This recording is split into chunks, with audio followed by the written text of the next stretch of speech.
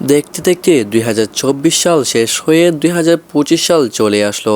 2025 সালে ব্রাজিল প্রথম আন্তর্জাতিক ম্যাচ দিয়ে আবারও মাঠে নামতে যাচ্ছে। 2025 সালের ব্রাজিল প্রথম ম্যাচটি কার বিপক্ষে খেলবে ও ম্যাচের সময়সূচি এবং পরিসংখ্যান নিয়ে আজকের এই ভিডিওটি, তাই ভিডিওটি না টেনে সম্পূর্ণ দেখতে থাকুন। 2024 সালে ব্রাজিল জাতীয় দল আন্তর্জাতিক ম্যাচে তেমন ভালো পারফরম্যান্স করতে পারেনি। 2024 সালে ব্রাজিল ডরিবাল জুনিয়রের অধীনে পুরোটাই ছন্দছাড়া হয়ে গিয়েছে। 2024 সালে ব্রাজিল মোট ম্যাচ খেলেছিল 14টি, এর মধ্যে ব্রাজিল জয় পেয়েছিল 6টিতে এবং ড্র করেছিল 6টিতে, আর 2টি ম্যাচ ব্রাজিলকে হারতে হয়েছিল। 2025 সালে ব্রাজিল মোট 6টি ম্যাচ খেলবে।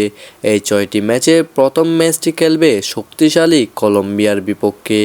কলম্বিয়ার বিপক্ষে 2025 সালে ব্রাজিল প্রথম আন্তর্জাতিক ম্যাচ দিয়ে মাঠে নামতে যাচ্ছে।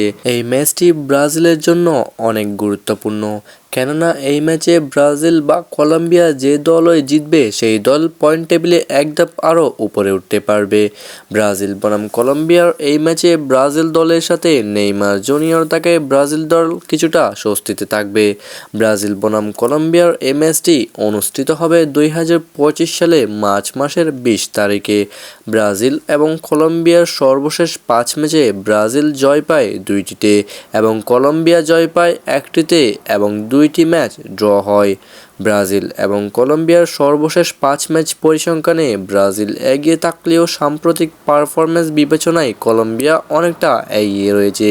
তাই কলম্বিয়ার বিপক্ষে জিততে হলে ব্রাজিলকে অনেকটা ভালো খেলতে হবে। তো বন্ধুরা, আপনাদের কাছে কি মনে হয়, ব্রাজিল কি লাতিন আমেরিকার শক্তিশালী কলম্বিয়ার বিপক্ষে ম্যাচ জিতে পয়েন্ট টেবিলে উন্নতি করতে পারবে? তা কমেন্টের মাধ্যমে জানিয়ে দিন।